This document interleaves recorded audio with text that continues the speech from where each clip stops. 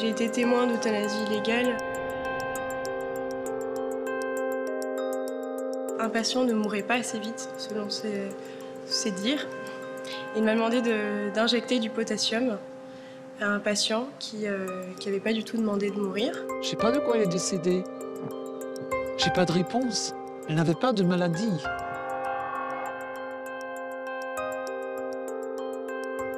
We moeten er iets aan veranderen, want ja, met dit systeem worden wij allemaal moordenaars volgens de wet. J'estime que la place des gens, c'est d'être aux côtés des êtres chers au moment où ils quittent la vie. Là, la moindre des choses, c'est de pouvoir les soutenir. Moi, je n'ai pas pu le faire. Je vois mal comment j'aurais pu faire autrement, puisque je me vois mal assister à l'assassinat de ma mère et expliquer que je suis contre et rester là sans réagir. Quand j'ai vu des patients sur lesquels on a pratiqué le meurtre, on m'aurait laissé 3 ou 4 heures, je réglais leurs problèmes. Et ils rentraient chez eux. Elle n'avait pas une maladie grave et incurable. Donc on était dans un contexte différent. Les patients ne sont pas forcément, parce qu'ils n'ont plus mal, dispensés de faire une demande d'euthanasie. Ils peuvent, pour d'autres raisons, dire voilà, je suis épuisé. La maladie est trop loin maintenant. C'est la rupture du lien thérapeutique, l'euthanasie. Et la question, c'est est-ce qu'on favorise le lien ou est-ce qu'on favorise l'autonomie de l'individu? Comme toutes les infirmières de mon âge, je me demande où est-ce que j'irai me faire soigner quand j'en aurai besoin, parce que je n'ai plus confiance, ni dans le système, ni dans les soignants. D'une étude qui a été publiée récemment, résulte qu'à peu près une euthanasie sur 2 est réalisée sans le consentement explicite du patient. Élaborer une loi sur l'euthanasie n'a pas banalisé le sujet. Encore une fois, le fait d'amener un sujet que l'on peut discuter librement dans l'espace public, c'est la garantie qu'il n'y aura pas de dérive. Ou bien on a respecté la loi. Et si on a respecté la loi, ça veut dire que ma mère avait une maladie que j'ignorais.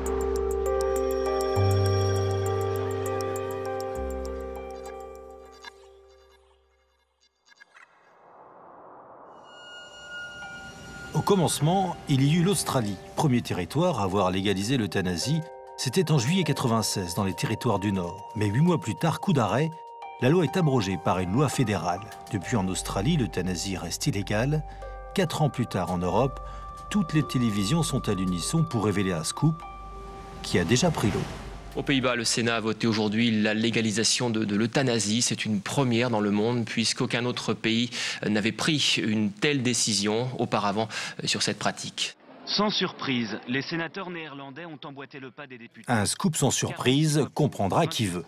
L'euthanasie débarque sur le vieux continent par le nord. Les Pays-Bas seront vite rejoints par la Belgique puis le Luxembourg, soit un total de 30 millions de personnes concernées sur une population globale en Europe de 500 millions d'habitants. Nos voisins belges ont calqué leur loi sur celle des Pays-Bas et après 10 ans d'euthanasie en Belgique, les députés français s'apprêteraient à dupliquer la loi belge, considérée par beaucoup comme le modèle à suivre. Nous avons donc voulu vérifier par nous-mêmes si sur le terrain, tout se passait comme dans le meilleur des mondes et s'il n'y avait pas de dérive. Après 2 minutes de recherche sur Internet, on tombe déjà sur une première affaire. La piste nous semble intéressante. L'homme que nous suivons est un retraité. Sa mère souhaitait être euthanasiée, mais contre l'avis de son médecin et du directeur de la maison de retraite. Votre situation est assez anachronique, non? Je dirais pas anachronique, je dirais plutôt surréaliste, ce qui est propre à la Belgique, le surréalisme. C'est que donc, le fait que ma maman a été euthanasiée, que je suis quelqu'un qui est totalement pour la loi sur l'euthanasie. Je trouve ça tout à fait bien et je suis athée, donc j'ai aucun problème philosophique avec ça. Qu'est-ce qui s'est passé exactement? Et puis, étant donné qu'elle a été euthanasiée, mais selon moi, en dehors des limites de la loi, qui dit qu'on doit avoir une maladie grave, incurable, et qu'elle n'était absolument pas dans le cas, sauf bien sûr si la vieillesse est une maladie grave et incurable. Eh bien voilà, maintenant je suis obligé de poursuivre un médecin dont je soutiens l'action d'un côté Et que de l'autre côté, j'ai été obligé de me porter civil, partie civile, même si ce n'est pas moi qui ai déposé plainte, mais j'ai été obligé de me porter partie civile pour avoir accès au dossier et essayer de comprendre le contenu de la loi. Comprendre. Comprendre comment un médecin venu de l'extérieur a-t-il pu euthanasier sa mère alors que la famille s'y opposait. Comment a-t-il pu opérer sans prévenir personne? Un petit service en catimini, un dimanche après-midi. C'est en haut, 3e étage, à peu près là, derrière la lampe d'éclairage public. La manière dont ça a été fait à la sauvette, donc un médecin qui fait ça puis qui s'en va en laissant derrière lui une morte sans avertir le personnel soignant qui va avoir la mauvaise surprise de la découvrir dans son lit. C'est une manière de procéder que je n'apprécie pas particulièrement. Cette euthanasie a pris de court toute une famille, à commencer par sa petite fille. Tout le monde ici connaissait pourtant la volonté de cette future arrière-grand-mère d'avoir recours à l'euthanasie. Mais personne n'y croyait. La mère de Marcel ne remplissait pas les conditions de la loi pour être euthanasiée. Elle n'avait pas de maladie grave et n'était pas dans des souffrances insupportables. On l'a vu 2 jours avant, puisqu'on est allé lui souhaiter la bonne année. Et dans son attitude, elle n'a rien laissé présager que c'était la dernière fois qu'elle nous voyait. Elle n'a eu aucun geste tendre ou pour dire au revoir, rien du tout. Et il y a eu une petite lettre d'adieu ou... Rien du tout. Non. Pas un mot, pas un geste, rien du tout. Une famille orpheline, aucun adieu. Les seuls mots de réconfort seront ceux du médecin qui a provoqué la mort de Madame Werner. Il laissera derrière lui sur la table de nuit cette lettre de condoléances. Je lui en voulais parce qu'elle nous avait mis dans une situation... ce qui n'a pas été évident, c'est qu'à un moment donné, on est appelé par la police judiciaire, on est interrogé. Moi, je suis enseignante, je ne suis pas libre comme ça quand je veux. Je dois annoncer à ma directrice que je ne sais pas venir travailler parce que je dois être interrogée par la police judiciaire. Bon, c'est toutes des choses auxquelles elle n'a pas pensé, quoi. On s'est posé la question, est-ce qu'on ne risque pas d'avoir des ennuis, nous? De savoir que oui, on était au courant que c'était dans ses projets et que bon, voilà, on n'a rien fait parce que qu'est-ce qu'on savait faire là contre? Rien. On en a parlé avec elle, sa décision a été prise à partir du moment où le médecin le fait. Bon, ben voilà. Ce fameux médecin qui soulage définitivement les patients sans trop se soucier de ce qui reste, nous sommes allés le rencontrer dans son cabinet à Gand. Il s'appelle Marc Cousins. S'il opère, c'est parce qu'il connaît bien la loi et qu'il l'a déjà interprétée. Dus in de wet rond euthanasie heb je ongeveer dezelfde criteria dan de wetgeving in Nederland. Dus van, je moet een ongeneeslijke ziekte hebben, maar die ongeneeslijke ziekte, daar staat niet in welke. Dus dat is zeer ruim interpreteerbaar. Il ne faut pas que des dérives puissent avoir lieu, parce qu'à ce moment-là, ceux qui en ont vraiment besoin ne pourront plus en profiter de l'euthanasie. Si on interdit... Où on met la limite. Hein. Voilà, où on met la limite. Moi, je ne sais pas trop... C'est pas évident, quoi, ça. Parce que si c'est juste en avoir marre de la vie, ça peut arriver dans un moment où, voilà, on se sépare de son conjoint, on perd son boulot, et quoi, à 35 ans, on en a marre de la vie, et puis bon, on peut prendre sa petite solution, là, et plus être là. Je veux dire, non. À partir du moment où il y a une loi qui dit que c'est dans certaines circonstances, elle n'était pas dans les conditions de la loi. Het voornaamste probleem bij ons in België is eigenlijk de patiënten die in een fase van dementie zijn. Dementie of in een fase van hersenaandoeningen waarbij dat zij hun eigen wil niet meer kunnen uiten. Dat is de belangrijkste problematiek. En die op dit moment door de wet onmogelijk gemaakt wordt om euthanasie toe te passen bij deze mensen.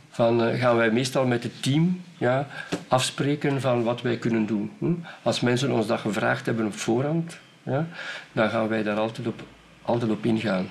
Maar we geven dat niet aan. Dus we zijn eigenlijk een beetje illegaal bezig. Le médecin, il se sent au-dessus des lois et voilà, donc c'était plus de l'étonnement que ça se fasse. J'ai jamais cru que ça se ferait en fait. Au départ, on a des règles de minutie extrêmement précises. C'est une personne qui est au terme de son existence. Il va y avoir la contre-expertise de médecin. Il va falloir qu'elle réitère sa demande. Il faudra qu'il n'y ait pas d'alternative véritable d'un point de vue thérapeutique. Puis on voit ensuite, au bout de quelques années, comment cette position, qui peut être recevable, est une position qu'on transgresse au quotidien. On ne déclare pas véritablement l'euthanasie, qui est souvent un meurtre. On va apporter l'extension pour les grands mélancoliques en psychiatrie. Marcel, lui, est persuadé que sa mère a servi de cobaye à ce médecin. Objectif, faire avancer ses idées et promouvoir une euthanasie beaucoup plus libre. Pour Marcel, sa mère a été victime d'une manipulation. Une des choses que j'avais trouvé choquante, donc j'ai été à une des conférences qui était donnée par le médecin. Et donc, on voit donc ma mère filmer tout ça, et on présente le cas de ma mère comme un cas d'école. Ouais. Ne présentant aucun problème, voilà, cette dame elle est pas malade, et voilà, on l'a euthanasiée, aucun problème. Mais à ce moment-là, l'instruction est toujours en cours. Alors quand même... On a quand même été assez saisis quand on est arrivé là. Ah, ça, je m'attendais vraiment pas, hein.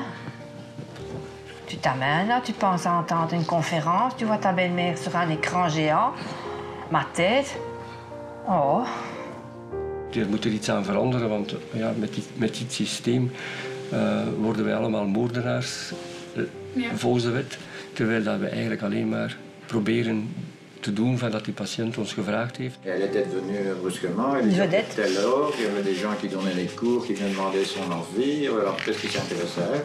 Alors forcément, à ce moment-là, on l'a enfoncée tout à fait dans l'idée qu'elle avait, hein, ça c'est clair. Ces gens allaient dans son sens en plus, donc qu'est-ce que son idiot de fils pouvait encore venir raconter face à ces gens-là? Ces gens-là, Jacqueline Hermans en fait partie. C'est elle qui préside la commission chargée de vérifier la légalité des euthanasies. 6000 déclarations reçues, aucune n'a soulevé un problème. Pour l'année passée, nous avons eu quelques 950 déclarations d'euthanasie à examiner. Toutes les déclarations que nous avons eues à examiner à la commission, on peut dire qu'elles répondaient aux critères. Je ne peux pas évidemment vous affirmer que toutes les déclarations étaient remplies avec le même souci du détail, de l'adéquation, etc. Mais il n'y en a aucune, à nos yeux, qui justifiait que l'on transmette le dossier au parquet. Un contrôle inefficace. C'est la commission elle-même qui le reconnaît. La commission n'a pas la possibilité d'évaluer la proportion du nombre d'euthanasies réellement pratiquées. La mère de M. de Keuleneer, en fait, c'est la question de voir si on est bien en face d'une affection grave et incurable. Incurable, incontestablement. Et le caractère grave, en fait, c'est la conjugaison des différentes pathologies dont elle était atteinte qui a donné ce caractère grave. Ah oui, mais de toute évidence, on ne parlait absolument pas de la même chose. On ne parlait absolument pas d'une personne qui était au bout d'un cancer extrêmement douloureux ou d'autres maladies vraiment en phase terminale. On n'était absolument pas dans ce cas-là. Alors, bon, il faut savoir que si la manière dont ça s'est passé avec ma mère s'est tolérée, eh bien bon, à ce moment-là, il y a 80% des gens de plus de 85 ans qui peuvent demain mettre fin à leur vie. Encore une fois, elle n'aurait eu qu'un problème, qu'une pathologie. On aurait dit non, là, ça ne va pas. Mais ici, il y avait un problème d'insuffisance cardiaque, il y avait... Ça y est, j'entre dans les détails médicaux. Mais il y avait différents problèmes qu'elle rencontrait qui faisaient que, comme la chanson de Jacques Brel, son univers commençait à se rétrécir, c'est-à-dire comme dans la chanson des vieux, bientôt c'eût été simplement du lit au fauteuil, etc. Puis du lit au fauteuil, et puis du lit... Jacques Brel sans doute appréciera que sa chanson sur les vieux sert désormais à justifier l'euthanasie des personnes âgées. C'est en partie au cœur de l'Institut Jules Bordet à Bruxelles que la loi sur l'euthanasie a été imaginée. L'un des fervents défenseurs et promoteurs de la loi s'appelle le professeur Lossignol. Il nous explique les conditions requises pour l'euthanasie. En fait, on est face à un patient qui a une affection médicale incurable, qui est conscient, qui est majeur, pour lequel les souffrances sont inapaisables, en tout cas sont anticipées comme étant non contrôlables à terme.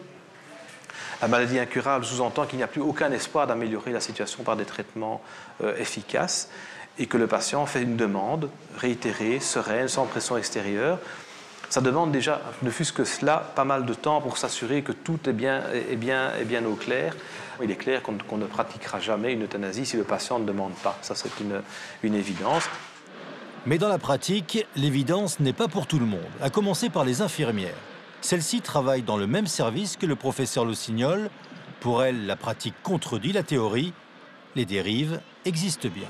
Un anesthésiste m'a demandé d'injecter du potassium à un patient qui n'avait pas du tout demandé de mourir.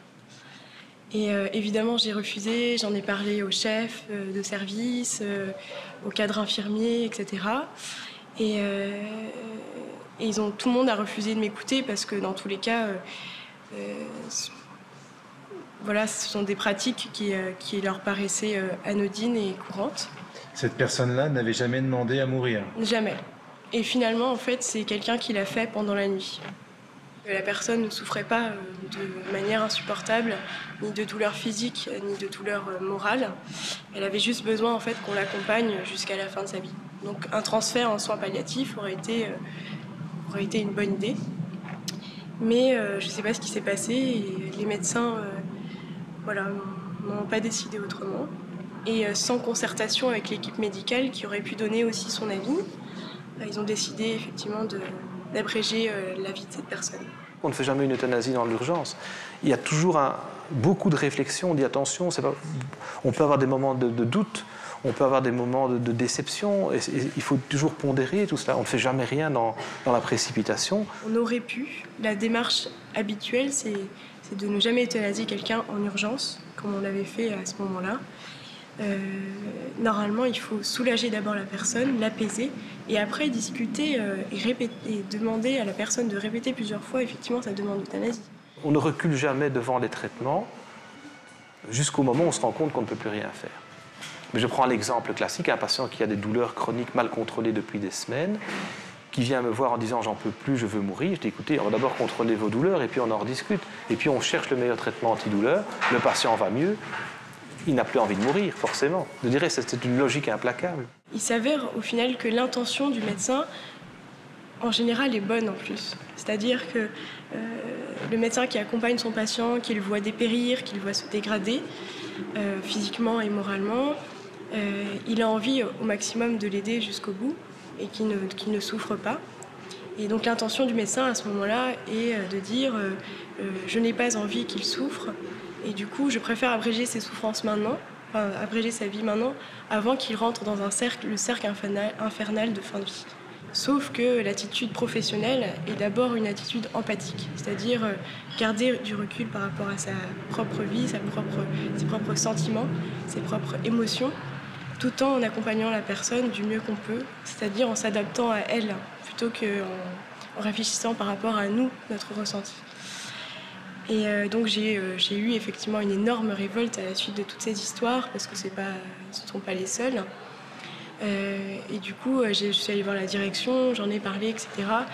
Mais c'est un milieu qui est assez compliqué à gérer, le milieu de la médecine, c'est-à-dire qu'il y a une commission de contrôle des euthanasies, et à partir du moment où une loi est créée, c'est très difficile de dénoncer des dérives potentielles. Selon vous, est-ce que cette loi permet de camoufler bon nombre d'homicides volontaires, on va dire?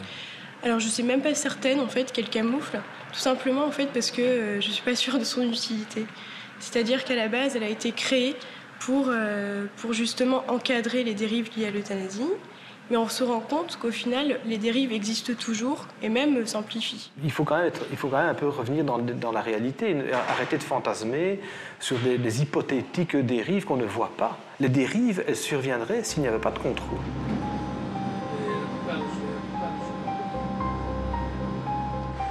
Il est pratiquement impossible de contrôler la pratique de l'euthanasie.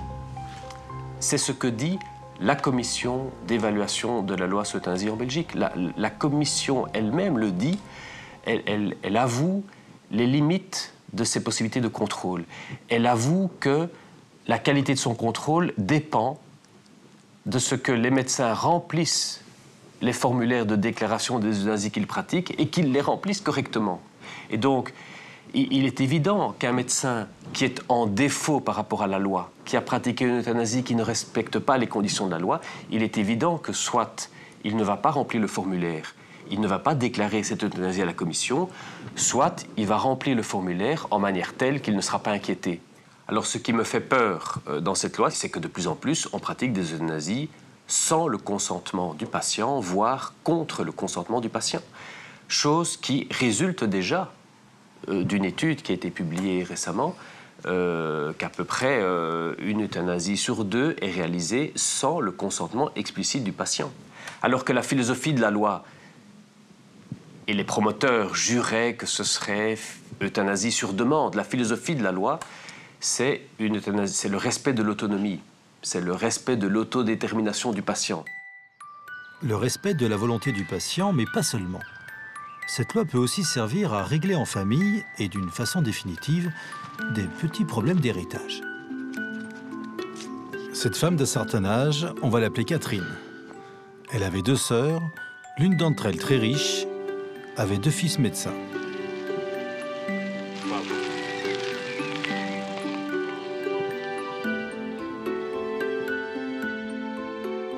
Ma sœur avait perdu son mari depuis quelques années et son fils aîné la suspectait de plus en plus.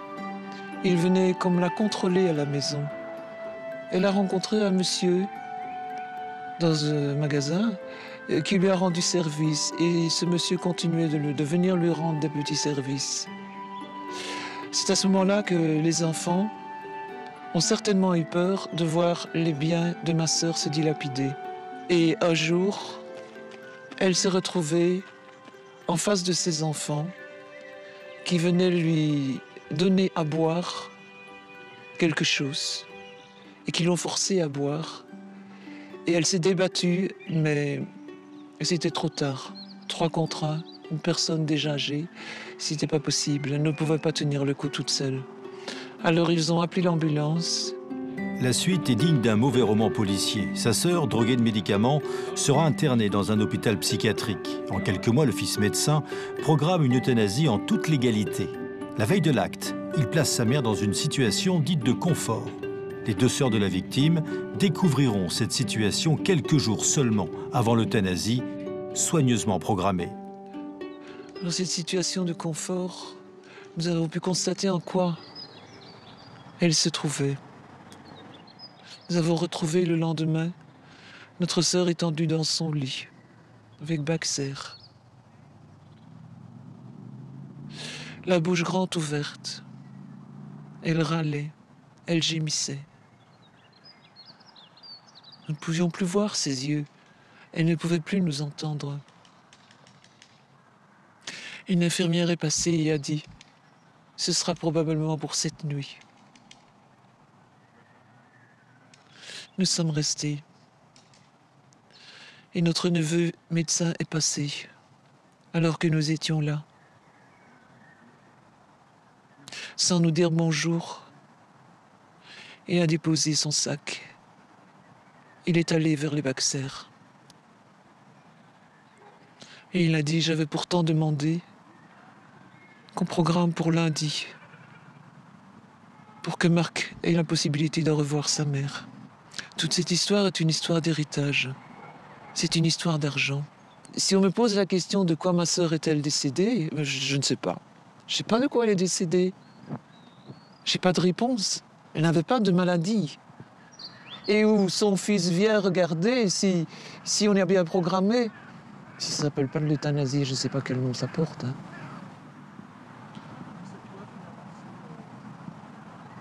Cette loi, c'est une monstruosité. Purement et simplement.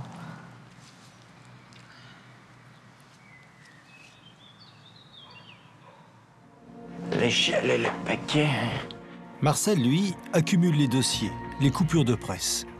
L'ancien syndicaliste cherche toujours à comprendre. Et je l'endoc qui est déjà prête. Le dossier Werner, du nom de ma mère. Et dans cette petite pochette, il y a tout son passé et puis tous les événements après son décès. Alors voilà, ça sont tous les noms et adresses des gens qui se sont occupés du cas. Dans cette affaire, on a changé 2 fois de procureur, 2 fois de juge d'instruction. Voilà, on ne sait pas trop pourquoi. Alors, j'ai aussi écrit à 2 ministres de la Justice, disant que voilà, j'avais constaté un certain nombre de problèmes. Ni l'un ni l'autre ne m'a répondu et n'a même eu la politesse de m'envoyer un accusé de réception. Donc aujourd'hui, ils peuvent même dire que mes courriers ne sont jamais arrivés. Alors quand j'ai eu contact avec les gens de la commission, au début, je leur ai écrit une lettre en leur disant « Écoutez, monsieur, attention, il y a un médecin qui va faire une euthanasie d'une manière que moi je juge illégale. » On me répond « Soyez assurés que la commission examinera la déclaration d'euthanasie introduite par le médecin et qu'elle prendra sa décision conformément aux dispositions légales prévues par la loi relative à l'euthanasie. Les suites éventuelles seront conformément à cette loi communiquées au médecin signataire de la déclaration. » Donc pas à moi. Par conséquent, c'est de me dire gentiment à ce moment-là, occupez-vous de vos affaires, nous, on s'occupera des nôtres. Et voici la seule et unique photo récente de ma mère, où on peut quand même voir que son état de santé, parce que je crois que ça se voit, elle n'avait quand même pas l'air d'être une personne totalement en fin de vie. Ça me titille, ce sont des choses que je n'aime pas et dont je sais très bien que toutes mes interventions ne serviront à rien. Hein. La machine est lancée, ça va continuer comme ça, mais voilà, je peux pas me taire là-dessus, c'est tout. On n'achève pas les malades comme s'ils avaient perdu toute humanité. Il y a des droits qui sont des droits fondamentaux, et encore une fois, n'agitons pas les grelots de la religion ou de valeurs transcendantes. Au quotidien, quand vous êtes malade et que vous êtes déjà vulnérable dans la maladie, vous attendez d'autres réponses que le côté expéditif dit « voilà, la seule solution, c'est de vous euthanasier ». En France, à la veille du débat sur la légalisation de l'euthanasie, un médecin, chef de service dans un hôpital public, a voulu profiter de l'expérience de 10 ans de pratique de l'euthanasie en Belgique pour questionner ses confrères belges. L'idée a été d'interroger nos collègues professionnels de santé, médecins, infirmières, impliqués en Belgique dans les soins palliatifs, et de leur demander un petit peu comment ils vivaient ces 10 ans de légalisation de l'injection létale en Belgique, et comment ça se passait, comment on pouvait faire de l'accompagnement de fin de vie, tout en ayant cette autre alternative qui consiste à provoquer artificiellement la mort d'un patient par une injection provoquant la mort. Une vingtaine de questions en tout. Toutes les réponses ont été consignées par écrit. Une quarantaine de médecins belges s'est prêté à l'exercice. Des mineurs ont-ils pu faire l'objet d'injections létales? Je ne sais pas, mais pourquoi pas? Ces situations peuvent arriver. Il y a un débat à avoir, comme sur d'autres questions. Savez-vous si beaucoup de médecins opposent leur clause de conscience? Certains oui, c'est compliqué sur le plan émotionnel. Moi, je ne le fais pas souvent, mais lorsque je le fais, après, je ne suis pas bien. Avez-vous été surpris des réponses? Oui. Oui, honnêtement, j'ai été surpris parce que la tonalité de ces réponses, en gros, c'est de dire finalement, on n'est pas satisfait, nous, professionnels de santé impliqués dans les soins palliatifs, de cette légalisation de l'injection létale, parce que quand on en est à se dire je vais faire un acte que je n'approuve pas, mais parce que si c'est pas moi qui le fais, il sera fait par d'autres dans de moins bonnes conditions, j'ai pas envie, moi, de me retrouver dans cette situation-là demain dans mon exercice professionnel en France, à me dire je vais faire des injections létales parce que moi je sais à peu près faire ça, alors que si c'est fait par un autre collègue qui n'y connaît rien, ce sera mal fait. Après 10 ans d'euthanasie en Belgique, la question de la formation et de la compétence du corps médical semble être au cœur des débats entre professionnels de santé. Cette infirmière totalise 30 années de pratique et de formation des élèves infirmières. Elle a vu évoluer la qualité des soins. Son témoignage accable.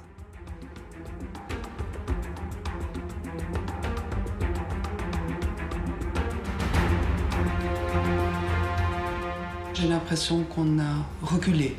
Quand on faisait des soins palliatifs au début, bénévolement, avec très peu de moyens, la qualité était nettement meilleure que ce qu'on peut trouver maintenant.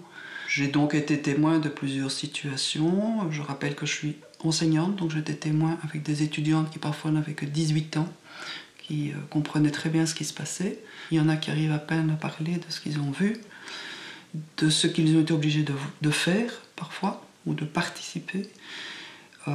Pour que je mets en mots, leur permettre de déposer ce fardeau, de quelque part déculpabiliser, parce qu'eux, ils n'ont pas tué le patient, mais ils se sont retrouvés dans une situation où on n'a pas laissé le choix. La grande surprise, ça a été la confirmation de ce que dit un papier extrêmement important sur les pratiques, notamment en Flandre, c'est que relativement souvent, ce sont les infirmières qui pratiquent l'injection de tétane. Alors que c'est parfaitement illégal en Belgique, hein, ça doit être un médecin qui fait l'acte. Mais souvent, c'est les acharnements thérapeutiques, c'est le fait qu'un patient a demandé à ne pas être réanimé dans l'état où il est déjà, mais on va quand même le réanimer. Ce sont les personnes âgées qui sont en maison de repos et de soins, donc en institution, qui ont demandé qu'on ne les renvoie plus à l'hôpital, mais on le fera quand même. Donc c'est souvent passer au-dessus de la vie du patient, c'est l'ignorer. C'est le fait aussi souvent pour l'infirmière de se retrouver seule en première ligne et de ne pas se sentir outillée pour assumer les responsabilités quand quelque chose se passe. Et j'ai l'impression comme ça, flagrante, que la violence de l'acte d'euthanasie ou la pensée d'euthanasie, c'est une violence qui mutile, et qui mutile aussi les survivants. Parce que comment on survit au fait d'avoir tué l'autre, quelle que soit la forme, les justifications et la loi, pour un médecin, en regardant les témoignages des médecins, des infirmières qui étaient au front par rapport à ces questions, et pour les proches, d'avoir été en quelque sorte complice de quelque chose qui semblait le moindre mal, mais qui devient le pire dans la mémoire qu'on a d'un acte qu'à un moment donné on ne peut plus supporter. On se demande à quoi on a servi et ce qu'on a fait. En tout cas, comme enseignante, je me demande encore à quoi je sers. Parce que j'estime que la formation n'est pas ce qu'elle devrait être, que les professionnels que nous mettons sur le marché du travail n'ont pas les compétences requises. Et celui qui va en pâtir, c'est forcément le patient. Maintenant, je reconnais avec le recul, et peut-être parce que j'ai moi-même pris de l'âge, que j'ai peur aussi. Pourquoi vous avez peur aujourd'hui ? Parce que la médecine se dégrade, parce que comme toutes les infirmières de mon âge, je me demande où est-ce que j'irai me faire soigner quand j'en aurai besoin, parce que je n'ai plus confiance, ni dans le système, ni dans les soignants. C'est-à-dire qu'aujourd'hui, vous dites, vous avez plusieurs de vos collègues qui ont 50 ans, qui sont infirmières, qui ont peur parce qu'elles savent que si elles tombent malades, elles risquent d'être euthanasiées ? Pas qu'elles risquent d'être euthanasiées, mais d'être mal soignées, et peut-être d'en arriver à préférer disparaître. Mais c'est le principal sujet de conversation, ça c'est clair. Quand on se retrouve entre gens de la même génération. Parce qu'elles savent très bien tous les excès auxquels la médecine est capable d'adhérer à l'heure actuelle. Ce problème de formation, les promoteurs de la loi sur l'euthanasie en sont bien conscients. Il se pose aussi dans le domaine de la pratique de l'euthanasie, mais là, ce n'est plus pour parler de soins ni de techniques pour soulager la douleur, mais pour parler philosophie et droit. La vocation du forum EOL, qui donc donne une formation en matière de fin de vie, et surtout est destinée à des médecins qui seront capables de conseiller des collègues. Ce ne seront pas eux qui vont pratiquer l'euthanasie, c'est pas ça le but, mais qu'ils soient au moins compétents dans tout ce qui concerne le domaine pratique, juridique, philosophique, qu'ils puissent être d'une aide substantielle pour les collègues qui n'ont jamais pratiqué l'euthanasie. La pratique de l'euthanasie nécessite désormais d'avoir des bases en philosophie et surtout d'avoir quelques notions juridiques au cas où. Quant à notre retraité, à la retraite plutôt agitée, il continue de chercher et finit par trouver. Alors, j'ai plusieurs courriers, donc j'ai un petit peu de... Ici, un généraliste, un autre, qui a été acquitté pour un quintuple assassinat. C'est assez particulier aussi, en ce sens que ce monsieur a donné à 5 personnes très âgées atteintes de démence une dose de morphine, mais certainement pas dans le but de leur donner la mort, car les doses étaient trop faibles pour atténuer leur souffrance. Mais bon, pas de chance, elles sont quand même mortes toutes les 5. Donc voilà, il y a quand même des décisions de justice qui sont un petit peu particulières. Ça, c'est le dernier article qui est apparu dans le journal Le Soir. Mais ce que je déplore, c'est que c'est le seul journal qui s'est intéressé à ça. Voilà. On n'en a vraiment pas beaucoup parlé. Et pour cause, la presse en Belgique a déjà choisi. L'euthanasie est une affaire entendue entre journalistes, qu'il y ait ou non des dérives. C'est quoi un peu votre position sur le sujet ? La position elle est très très claire ici au soir, mais c'est la mienne, mais c'est celle du soir, c'est celle de tous les journalistes ici. Je pense vraiment, c'est quelque chose sur lequel, parfois on a des débats plus compliqués sur le voile par exemple, mais là il n'y a aucun doute. La possibilité offerte par la loi de pratiquer une euthanasie volontaire dans certains critères, on est pour. On a même pris des positions en faveur d'une euthanasie des mineurs, possible pour les mineurs, parce qu'il y a des projets de loi qui sont déposés en ce sens en Belgique, dans certaines conditions. De deux choses l'une. Ou bien il y a un vrai problème et on l'a ignoré, ou il n'y a pas de problème. Mais s'il n'y a pas de problème, je me demande pourquoi on a dérangé un procureur, un juge d'instruction, un service complet de gens de la police judiciaire qui ont interrogé une dizaine de personnes. Enfin, tous ces gens-là ont autre chose à faire que de s'occuper d'un problème qui n'en est pas un. Alors, il faut que les choses soient claires. Ou bien il y a un vrai problème qu'on a ignoré, ou bien il faut qu'à l'avenir, ça ne se représente plus jamais. Or, il semblerait que dans les conditions actuelles et compte tenu de l'information qui circule, je ne vois pas pourquoi demain, il n'y a pas de nouveau une plainte, une enquête et un nouveau non-lieu. Il n'y a aucune raison. En France, certains essayent de faire entendre une voix un peu dissonante. C'est le cas du professeur Louis Pubasset, dont le livre est quasiment passé inaperçu. L'affaire Imbert est extrêmement marquante, ça c'est clair, puisque on se rend compte que ce patient-là avait des séquelles neurologiques très importantes, qu'il était sous tutelle, qu'il avait une compétence qui n'était pas du tout une compétence à 100% de sa compétence initiale. Alors la question, c'est est-ce que cette réanimation était proportionnée? Est-ce que ces soins étaient proportionnés initialement? Et puis est-ce que ce malade pouvait être le fer de lance de la demande d'euthanasie en France? C'est le juste soin, quoi. C'est le soin proportionné à leur pronostic. C'est aussi de savoir les accompagner, c'est aussi d'éviter des acharnements thérapeutiques indus, d'une médecine qui un petit peu tourne en rond, s'auto-alimenterait, on va dire, sans que ce soit vraiment utile pour le patient, de savoir baisser les bras au bon moment. C'est la question du moment opportun, en fait, qui est capitale, et là, c'est la question de la proportionnalité. Donc actuellement, nous, ce qu'on essaie de faire, c'est de rajouter de la science dans tout ça, quoi. C'est d'analyser bien le cerveau, de bien quantifier les choses, et d'essayer de savoir quel sera l'avenir du patient, s'il se réveillera ou s'il ne se réveillera pas. Car si effectivement on est certain que le malade ne se réveillera pas, tout ça c'est assez inutile, quoi. C'est disproportionné. En France, l'accent est mis depuis plusieurs années sur le développement des soins palliatifs. Objectif, accompagner. Il y a un établissement de l'assistance publique où vous avez des professionnels qui ne font pas eux aussi le top 50 des baromètres des meilleurs établissements, qui ont les fracassés de l'existence. Et vous avez une communauté humaine comme on aimerait que la cité soit aujourd'hui.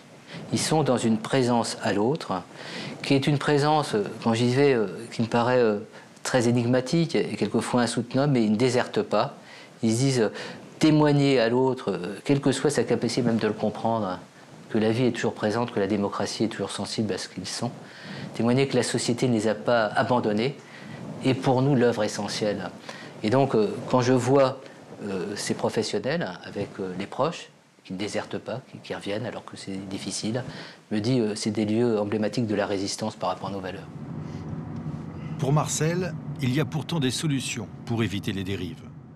Ce que je ne comprends pas non plus, c'est pourquoi est-ce que les médecins doivent rentrer leur déclaration après avoir fait l'acte, avec le risque quand même qu'on leur disait « Non, minute, vous n'êtes pas dans les conditions ». Pourquoi pas le faire avant, avoir l'avis de la commission avant, voilà, je vous soumets un cas, voilà, ce sont les conditions médicales, est-ce que vous m'autorisez ou pas? En faisant ça, la loi pourrait fonctionner très bien. L'aboutissement à cette procédure est quand même le fruit d'une réflexion politique et démocratique, et on s'est rendu compte que si on établissait une évaluation a priori, donc avant de poser l'acte, pour voir si l'acte était judicieux ou non, on pouvait s'attendre à des blocages systématiques et le patient allait mourir avant d'avoir obtenu la réponse de n'importe quelle commission. C'est ça le problème. Il y a par exemple une chose qui me semble tellement évidente. Lors de la conférence du docteur, ainsi que le jour de son jugement d'ailleurs, est présente comme sa première femme la présidente de la commission Il est absolument anormal que des personnes qui font partie de la commission de contrôle aillent manifester leur soutien à des gens qu'ils ont à juger. C'est pas normal. Ils peuvent bien avoir toutes les idées qu'ils veulent, ils n'ont pas à les manifester à l'extérieur. Et ces gens, qui sont des gens éminents, ils n'ont pas l'air de comprendre ce genre d'évidence. Près de la moitié des membres de la commission de contrôle appartiennent à une association dont le but est la promotion de la légalisation de l'euthanasie. Des experts jugés partis et des médecins qui, au fil du temps, apparaissent moins ancrés dans leurs certitudes. Quand je discute de ça avec voilà, ceux qui ont vraiment les fervents partisans de l'euthanasie, etc., les médecins qui ont participé à la création de la loi, etc., je me rends bien compte en fait que c'est quand même des choses qui leur posent un petit peu problème. C'est-à-dire qu'ils n'ont pas vraiment d'arguments, à part le fait qu'il y a une liberté individuelle et que pour les mineurs anticipés, justement, ils ne sont pas encore adultes, mais parfois certains sont capables de comprendre ce qu'est la vie et la mort, etc. Voilà, enfin, je veux dire, il y a une tonne d'arguments possibles au cas par cas. Mais bon, le cas par cas, pour une loi, c'est quand même assez compliqué. Ils se rendent bien compte qu'il peut y avoir des dérives très importantes. Ils se rendent bien compte aussi voilà, quel va être le rôle de la médecine à jouer là-dedans aussi.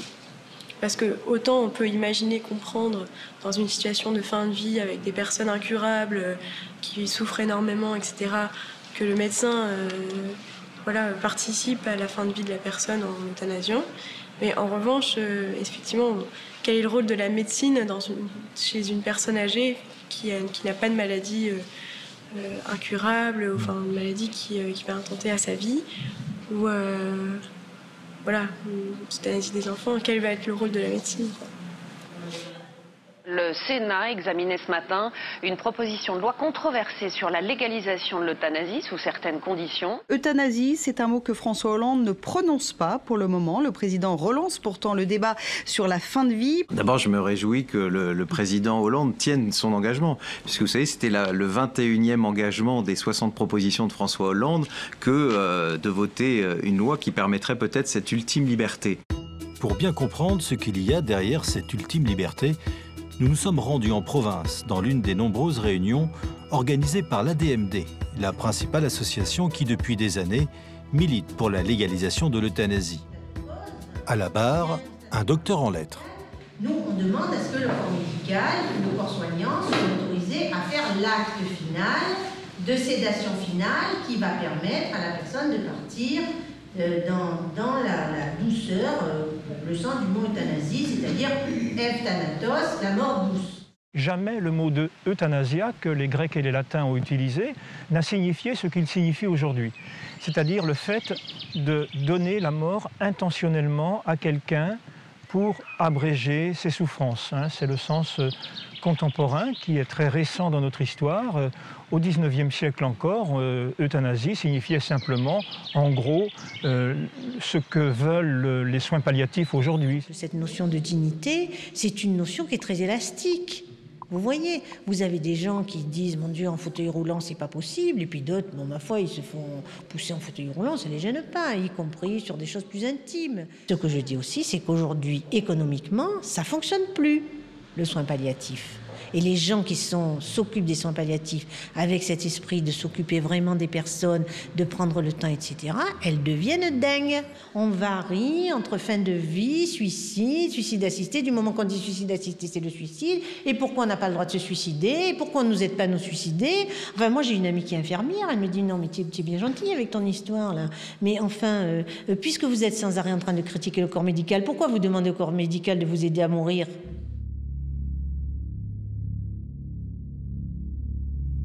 Mourir dans la dignité, c'est mourir de façon accompagnée, sans obstination déraisonnable, en soulageant la douleur. Mais dire qu'on perd sa dignité parce qu'on est dans un état de grande vulnérabilité, j'ose dire que c'est une tricherie sur les mots, et même il y a, à mes yeux, carrément un hold-up sémantique d'une association qui utilise ce terme mourir dans la dignité. Chaque fois que j'ai un débat public avec des représentants de cette association, je m'aperçois qu'en réalité, ils veulent dire mourir dans la liberté, parce que la dignité ne peut jamais se perdre. C'est la valeur inconditionnelle accordée à tout être humain dès lors qu'il est un être humain. La France privilégie depuis 8 ans les soins palliatifs. Dans cette unité d'un hôpital public, on reste dubitatif sur l'opportunité de légaliser l'euthanasie. Oui, mais ici, c'est un lieu de vie, c'est pas un lieu de mort. Ouais, non. Donc on n'apprend pas spécialement à s'occuper de la mort, on apprend à s'occuper des vivants et des patients. Donc on apprend beaucoup de choses sur les relations humaines, je pense. Moi, j'ai jamais vu autant d'humanité ici. Ouais. Ça doit être autre chose. Depuis 2005, la loi Leonetti prévoit plusieurs cas de figure pour soulager et mettre fin à la vie d'une personne, y compris l'arrêt des traitements. On se rend compte, quand on en discute avec des gens lambda dans la rue, qui, une fois qu'on sait qu'on est en soins palliatifs, se mettent à nous parler de l'euthanasie, que c'est une question qui est très mal connue. Et une fois qu'on leur explique qu'il existe la loi Leonetti, qu'il y a moyen vraiment de ne pas souffrir, d'être écouté, d'être pris en charge correctement, les gens, à la fin de la discussion, au bout d'une heure ou deux, finissent par dire « en fait, c'est très bien qu'on en ait discuté, parce que maintenant j'ai changé d'avis. Je pense effectivement que ce n'est pas forcément la première des bonnes solutions. » Le problème, c'est que cette loi, elle n'est pas complètement appliquée dans la pratique, notamment parce qu'il n'y a pas de sanction. C'est-à-dire qu'on interdit aux médecins, mais un médecin qui fait de l'obstination déraisonnable, de l'acharnement thérapeutique, il n'est pas sanctionné. Sanctionnons les médecins qui font des choses inacceptables. Et ce sera, à mon avis, beaucoup plus intelligent et efficace pour nos concitoyens que d'autoriser ces mêmes médecins, une fois qu'ils ont fini avec l'obstination déraisonnable, de prendre une seringue et de provoquer artificiellement la mort du patient. Et la loi qui va arriver bientôt en France sur la loi sur l'euthanasie, c'est ça. Vous voyez faire une injection létale? Pas du tout. Pas du tout. Je ne me vois pas du tout faire ça. Pourquoi? Parce que c'est pas à moi de décider qui va mourir et à quel moment. Donc, Ce que je crains, moi, c'est que les autres paramètres ne soient pas vraiment explorés. À savoir la souffrance du patient, les problèmes qu'il peut avoir avec sa famille, les difficultés qu'il rencontre depuis le début de la maladie, tout un tas de choses d'ordre plutôt relationnel qui risquent de ne pas être pris en compte si cette loi passait. C'est tout un business médical aussi. La médecine en France, c'est 11,5% du PNB. Aux États-Unis, ils sont quasi à 17%. C'est des sommes d'argent qui sont considérables. Donc il y a tout un tas de gens qui ont énormément intérêt à ce que les médecins prescrivent beaucoup, et d'examens, et de médicaments, et de matériel médico-implantable. Et il y a toute une économie du soin qui est aussi basée sur une consommation. On est quand même dans une société de consommation. L'euthanasie, c'est le revers de l'acharnement thérapeutique. C'est la même pièce qui a deux faces. Ça, c'est toujours ce qui est exprimé. Et c'est vrai que l'euthanasie vient souvent comme une demande de réparation d'un acharnement qui a été finalement totalement disproportionné. Après 10 ans de pratique, et malgré des données assez inquiétantes sur les conditions dans lesquelles sont pratiquées les injections létales, les Pays-Bas et la Belgique continuent d'expérimenter de nouveaux moyens pour aller encore plus loin. Nous entrons dans les bureaux d'une clinique entièrement vouée à l'euthanasie et qui a été inaugurée le 1er novembre 2012, jour de la fête des morts. End of life, which means fin de la vie. Yeah. The clinic is actually not a clinic as a building. The building is an office at the moment. So the clinic consists of 17 teams around the country, and they go to the patients, they talk to them, they establish a relationship. The doctors will judge whether the criteria are being met, and if everything is meeting the law, and also the second doctor says okay, then there's a good chance that the euthanasia will be performed. But we don't even know whether the clinic is a good solution or not. It's basically patients who suffer and whose doctor, for some reason or another, was not comfortable with euthanasia. And it has many different kind of disease or persons. The law says, Suffering has to be unbearable, but it doesn't say it has to be the body or the mind.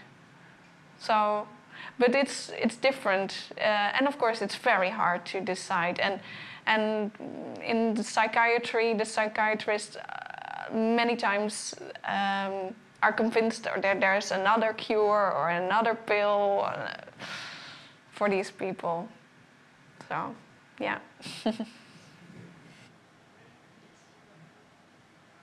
Palliative care is something that the doctor, it's not a request from a patient.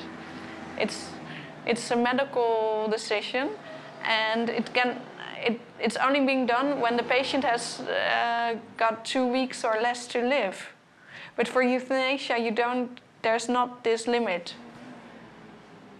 The thing is that it's unbearable, but maybe you can live 5 years longer with this unbearable pain, and you don't want it. That's a big difference. On va faire l'interruption volontaire de vieillesse. Si vous avez plus de 70 ans, vous allez à l'hôpital, on va vous le faire.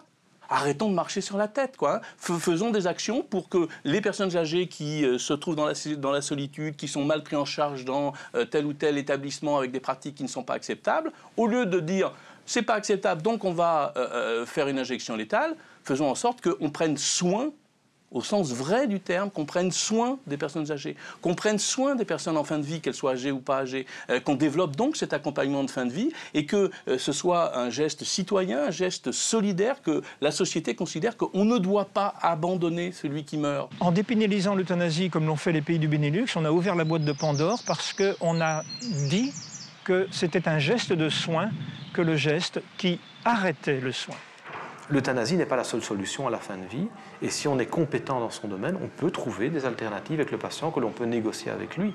Alors que des gens veulent mourir, ça ne me gêne pas du tout, mais que la société valorise ça et l'entérine, si vous voulez, comme un choix, je pense que c'est un signal social qui est vraiment de dire nous préférons la valorisation de l'autonomie et de la liberté contre la valorisation du lien. Or, nos sociétés aujourd'hui, ce dont elles manquent, c'est de lien.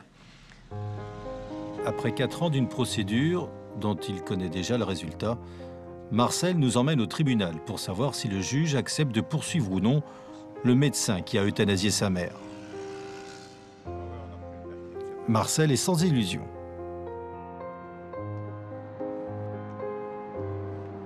Alors, comment ça s'est passé? Ben, ça s'est passé comme prévu, donc il y a un non-lieu. Alors, j'avais préparé un petit laïus qui demandait en gros au président d'au moins motiver et de me dire clairement si effectivement, à partir de ce jugement, les gens ne devaient plus être malades pour être euthanasiés. Et j'ai une réponse très sèche où il m'a dit « Monsieur, moi ici, je comprends tout à fait vos préoccupations, mais moi je suis là pour décider si on poursuit ou on ne poursuit pas, et on ne poursuit pas. » Et on en est resté là, donc voilà.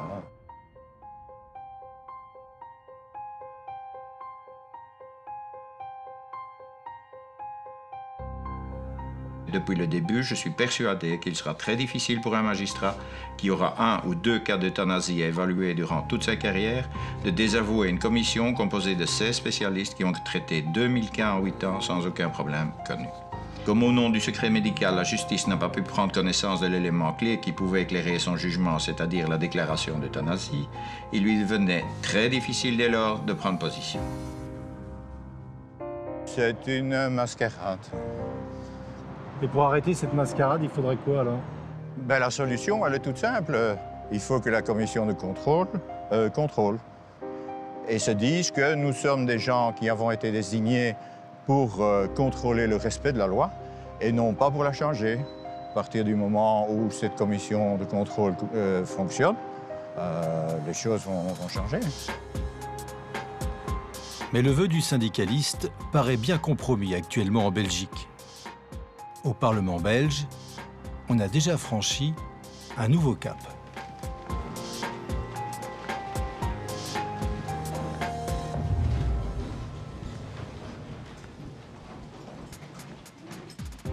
Elle peut être améliorée sur certains points. Parce que, vous savez, moi j'ai coutume de dire que les lois de bioéthique, elles sont allez me dire, c'est le cas de le dire quand on parle de l'euthanasie, biodégradable en ce sens qu'on ne légifère pas, toujours sans mauvais jeu de mots, pour l'éternité, et qu'il y a des situations qui peuvent se présenter qui nécessitent que la loi soit adaptée, soit amendée ou amodiée. Par exemple, la question de l'euthanasie des mineurs. La loi actuelle permet, si on respecte les conditions de procédure, de procéder à l'euthanasie de personnes majeures ou de ce qu'on appelle les mineurs émancipés, c'est-à-dire des mineurs de 15 ans.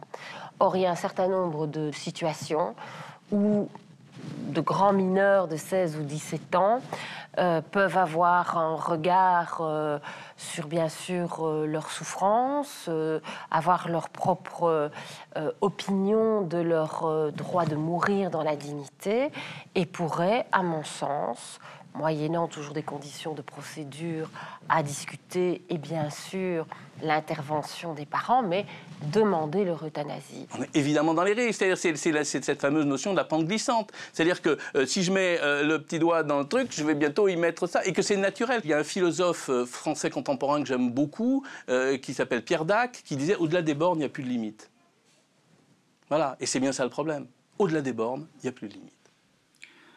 Moi, je dirais ne vous précipitez pas, parce que avant d'en arriver à des décisions pareilles, et je n'estime pas avoir le droit d'obliger quelqu'un à vivre, mais avant d'en arriver à une décision pareille, il faut être sûr que l'on a pris cette personne en charge de manière parfaitement compétente et qu'on ne va pas pratiquer une euthanasie parce qu'on n'est pas capable s'en sortir avec ce patient, qu'on se croit dans une situation sans issue, sans solution. Alors que si vous interrogez les gens qui sont en soins palliatifs, ils ne reçoivent que des patients dont les autres ne savent plus quoi faire. Moi, des patients que j'ai vus, des patients sur lesquels on a pratiqué le meurtre, on m'aurait laissé 3 ou 4 heures, je réglais leurs problèmes. Et ils rentraient chez eux. Simplement, ils ont été tués par incompétence. Si demain on légalise l'euthanasie, c'est un signal extrêmement fort. Un signal extrêmement fort, comme quoi, d'une manière dérogatoire, sous certaines conditions qui seront bien vite diluées par rapport à la pratique, d'une manière dérogatoire, on autorise de tuer. Et on autorise des médecins à tuer, pour moi ça m'interroge, parce que c'est pas l'ambition. Si demain vous allez dans un cabinet médical où vous êtes soigné par un médecin et puis que vous doutez exactement des raisons qui font qu'il vous soigne ou pas, vous pouvez vous interroger, surtout dans un contexte de restrictions économiques, de choix, d'injustice par rapport à l'accès aux soins. Il faut mettre tous ces éléments bout à bout. Alors il y a des personnes qui, effectivement, auront un environnement très favorable, informé, qui pourront prétendre, justifier, aller plus loin. Puis d'autres auront l'impression que c'est comme une évidence, qu'il faut arrêter là le parcours. Donc vous voyez en quoi ça impacterait des personnes plus vulnérables que d'autres, et en quoi ça interroge la question de la démocratie. C'est quand même le dernier recours, l'hôpital. Il faut voir que dans notre société d'aujourd'hui, la dernière frontière, c'est l'hôpital quand même. C'est là où les enjeux sociaux sont très forts, c'est là où se confrontent une sorte de vraie humanité quand même. Là, on sort des faux fuyants, de l'argent, du vernis social. On est quand même confronté à des réalités dures quand même. Et l'hôpital, il est là pour dire que justement le lien l'emporte sur l'individu.